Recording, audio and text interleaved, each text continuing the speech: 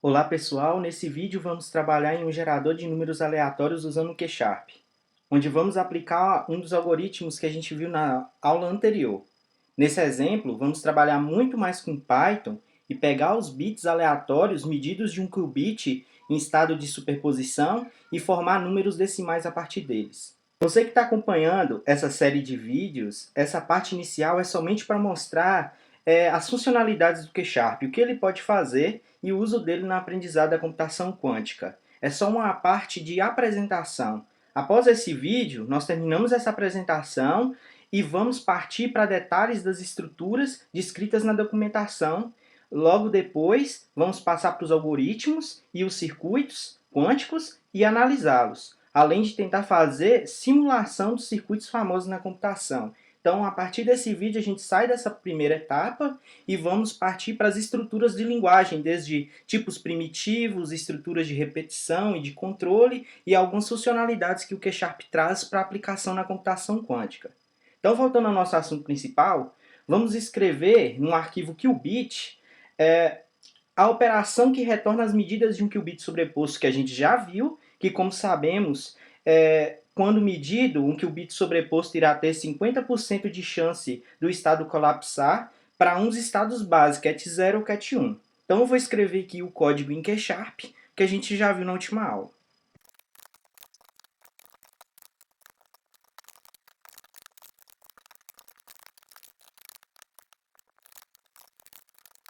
Pronto, agora aqui nós terminamos o código em Q#, criei aqui um namespace random quantum com a operação number generator que vai retornar para a gente os bits medidos desse qubit em estado de sobreposição. Então, com essa parte quântica feita, nós vamos trabalhar agora com os bits retornados usando o Python. Já deixei a estrutura básica aqui do código pronta, importando o Q#, a operação que criamos, e aqui também um teste que irá simular 5 vezes e vai retornar os bits que foram simulados para a gente checar se está tudo certo. Então, vou vir aqui e vou executar a simulação. Pronto, aqui. Como podemos ver, aqui nós temos retorno de 5 vezes de 5 bits aleatórios. Então, nosso objetivo com o Python é agrupá-los em sequência, formando um número binário e assim converter ele para decimal. E com isso a gente vai ter um número aleatório que a gente quer. É possível realizar essa operação também usando somente o Q#. Porém, como não entramos em conceitos como tipos primitivos, da linguagem, estrutura de controle, como eu já disse, preferi mostrar usando o Python inicialmente e depois, com esses conceitos trabalhados talvez no futuro, nós podemos refazer esse exemplo usando somente o Q#. Então, vamos focar mais nessa parte do Python para facilitar a nossa codificação. Então, para entender melhor o que a gente vai fazer com esses bits, eu montei um fluxograma que vai demonstrar o passo a passo da ideia do algoritmo. Então, aqui no nosso fluxograma, nós temos que primeiramente inicializar um valor de teto, que será nosso valor máximo que eu chamei de m. Logo depois, a gente vai precisar iniciar um outro valor que vai ser maior que o nosso valor máximo. Esse valor que a gente vai utilizar aqui e essa comparação vai ser para prevenir a gente da seguinte situação. Quando a gente vai fazer a geração dos números aleatórios, como por exemplo, eu quero um número que seja aleatório menor que o valor 4. Para representar um valor 4, por exemplo, nós precisamos de 3 bits. Porém, então, a cada simulação, vamos preenchendo esses espaços de bits. E pode ser que aconteça de preencher 1, 1, 1, que seria o nosso valor 7, né, em decimal. Se isso acontecer, esse valor, que é o 7, será maior que o valor 4, mas tem a mesma quantidade de bits para representar. Então, para evitar esse tipo de situação, a gente faz essa comparação. Começa aqui com um valor maior e verifica. O valor ele é maior do que o nosso teto? Sim, no início aqui do algoritmo isso vai acontecer. Então, como dá verdadeiro, ele vai passar para esse for aqui. Esse for ele vai realizar a simulação e vai estar concatenando em um string, por exemplo, no caso a gente vai utilizar uma lista, vai estar concatenando cada bit da simulação. esse for vai rodar de 0 até o máximo do tamanho da palavra. No caso, se fosse o valor 4, ia ser 3, de 0 a 3. Então, no caso aqui, ele vai rodar de 0 até o tamanho da quantidade de bits necessários para simular um número até aquele teto. Então, esse for aqui vai estar rodando, e quando ele terminar, ele vai sair, e a gente vai pegar esse string, essa lista gerada, e vai fazer a conversão dela para decimal e retornar esse valor. Então, aqui já vai entrar a nossa comparação, vai verificar se esse valor é maior do que o nosso máximo. Se for maior, né, ele vai fazer o seguinte, ele vai dar verdadeiro e vai descer aqui embaixo e refazer a simulação. Se ele for falso, a gente vai já aqui retornar o valor. É assim que vai funcionar o nosso algoritmo. Então, visto aqui o fluxograma, deixei aqui até ele na lateral, para a gente estar acompanhando enquanto codifica. Vamos passar então ele para nossa linguagem Python. Então, já tinha deixado aqui o Q# importado, é a nossa number generator aqui. E agora nós vamos fazer o seguinte, vamos criar uma função em Python, vou chamar ela de geranúmero. E essa função vai receber o nosso valor m, né, que é o nosso valor de teto. Vamos inicializar o valor igual a m mais 1, né, um valor maior que o nosso máximo. E aqui dentro nós vamos utilizar um while para fazer essa verificação aqui no nosso fluxograma. Então, quando o valor for maior que m, né, ele vai sair se for falso. Então, o nosso while vai cumprir essa tarefa para a gente e vai verificar se o nosso valor ele é maior que m. Então, aqui dentro, nós vamos inicializar aqui uma lista em Python vazia. Essa lista vai estar recebendo cada um dos bits simulados. Então, para simular cada um dos bits, vamos utilizar um for. Esse for vai inicializar, vai ter aqui nossa variável de interação i, e vai inicializar de 0 até o tamanho da palavra necessária para representar o nosso valor máximo. Para fazer isso, para saber qual é esse valor, a gente pode fazer o seguinte, em Python, a gente coloca o m e usa um método chamado bitLength. Então, esse método vai retornar para a gente o tamanho da palavra necessária para representar esse número. Então, dentro do for, a gente vai fazer o seguinte, vai fazer essa bitstring, e como ela é uma lista, a gente pode usar um método append. Esse append, ele vai fazer o seguinte, ele vai pegar o bit simulado, na nossa number generator, e adicionar no final da lista. Então, no final, nós vamos ter uma espécie de vetor com todos os bits simulados. Então, vamos colocar aqui nossa number generator e mandar ela simular aqui dentro. Pronto. Com isso aqui, a gente já faz a simulação de todos os bits necessários para representar um valor menor do que esse m aqui. Então, após isso aqui, o que a gente tem que fazer é juntar todos esses bits dentro dessa lista em uma única variável do tipo string para fazer a conversão dela para inteiro.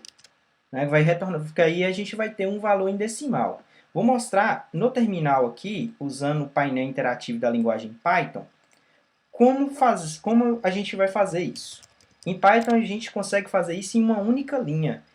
Pegar todos os valores dessa lista e juntar em uma única variável.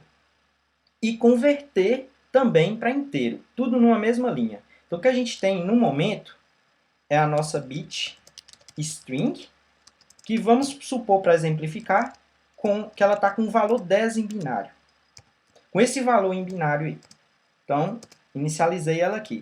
Então, o que a gente tem na nossa bitstring é uma lista, ou um vetor, você pode chamar assim também, nesse caso aqui, uma lista com os números binários. O que a gente tem que fazer é percorrer cada uma dessas posições dessa lista e juntar cada um dos valores em uma variável única.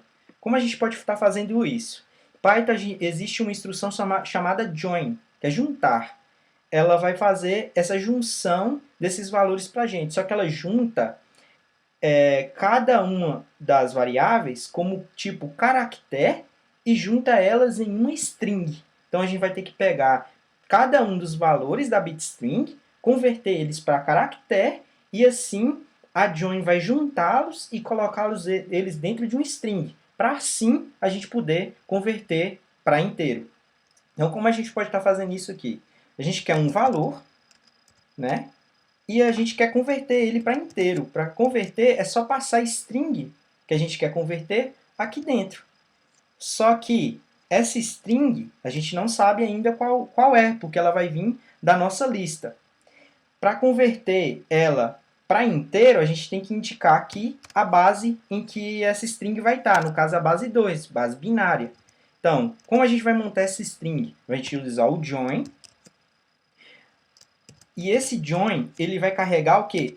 Um caractere x qualquer. Não sei que caractere é esse. Então ele vai pegar esse caractere x, que vai ser o caractere que vai ser carregado pelos valores da nossa lista, vai converter esse x para um caractere e o join vai juntar em um string, e no final essa string vai ser convertida para inteiro. Então, como a gente vai carregar cada um desses valores x que vão vir da nossa lista? A gente vai utilizar o seguinte, vamos fazer um for. Esse for vai carregar os valores x e esses valores vão vir da nossa lista bitstring. Vejam só? Então, é essa a instrução que a gente precisa passar. O for vai estar carregando cada uma dos valores dentro da nossa lista. A partir daí, a str aqui vai converter para caractere, a nossa join vai juntar em um string, e no final o int vai converter da base 2 para a base 10 e salvar o valor. Olha só o resultado, o valor 10 em binário. Então é isso que a gente tem que fazer. Vou sair aqui do modo interativo, vamos voltar aqui para o código. Então nós vamos ter um valor, esse valor vai ser um valor inteiro, que vai vir de um string, e ela vai estar na base 2. A gente quer juntar, fazer um join. Esse join vai carregar nossos caracteres x, que vem da nossa lista de bits simulados. Espero que vocês tenham entendido, é meio complexo entender essa instrução, né? Ainda para quem nunca viu a linguagem Python, mas acho que ficou bem intuitivo a forma como ela funciona. Então, aqui na parte que a gente estava olhando no nosso fluxograma, a gente está aqui na nossa conversão aqui no final. Agora, é simplesmente, se der falso, vai sair do nosso while e retornar o valor. Então, o que está faltando aqui é fazer simplesmente um return do valor. Então, para quem nunca viu a linguagem Python, já deve estar notando bastante diferença. A gente não está colocando ponto e vírgula no final de cada instrução. Não tem chaves para separar blocos. Os blocos de código são separados pela indentação do código. Então, de acordo com a indentação, você sabe quais são os blocos de código. Então, fica muito mais simples o código, muito mais limpo na linguagem Python. Então, essa aqui é a nossa função para gerar os números. E aí a gente já pode estar utilizando ela para gerar um número aleatório para a gente. Vamos fazer esse teste. Eu vou fechar aqui nosso fluxograma e vou carregar aqui o nosso Python 3. Primeiro salvar o arquivo, né? Não pode esquecer. E também, já ia esquecendo, tem que colocar aqui a nossa gera número. E eu vou pedir para ela gerar um número aleatório até 100, de 0 a 100. Né? Passar o teto aqui máximo para ela com 100, para ver qual vai ser o valor que vai retornar, para ver se está tudo funcionando. Vejam só, aqui está o nosso número aleatório gerado com um único qubit, que ele retornou o número 29. Então, bora deixar um pouco mais interessante. Fazer aqui uma alteração para pegar uma quantidade de números que a gente quer gerar e o nosso teto máximo. Como é que a gente pode estar fazendo isso aqui? Eu vou colocar aqui máximo. Esse máximo é um valor inteiro que vai vir de um input, uma entrada do usuário, que é digite o valor máximo. Ok? E aqui eu vou chamar de simulações e vou pedir para o usuário também dar aqui um input, digite o número de simulações. Ok, a gente agora tem um valor máximo, vou mudar aqui o nome da variável, um valor máximo e o número de simulações. Então aqui a gente passa o valor máximo aqui, o valor máximo, e faz um for in range, que vai até o nosso número de simulações. Certo? Então, com isso aqui, a gente pode estar gerando a quantidade de números que a gente quiser com o teto máximo que a gente estipular. Vamos fazer esse último teste aqui. Ok, um valor máximo. Eu vou colocar o número 60 como valor máximo e vou gerar 5 números. Vamos dizer que a gente quer jogar na Mega Sena. Então, a gente vai querer 5 números com valor máximo 60. Será o que ele vai retornar para mim? Olha só, 55, 15, 56, 21 e 2. Tá aí o nosso simulador, né?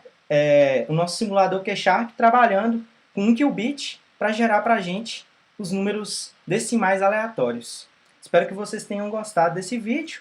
Como eu disse, a partir daqui a gente vai começar a focar na parte teórica da linguagem, né? Estruturas básicas da linguagem que são importantes, que podem ajudar a gente já está projetando os circuitos e os algoritmos quânticos mais à frente.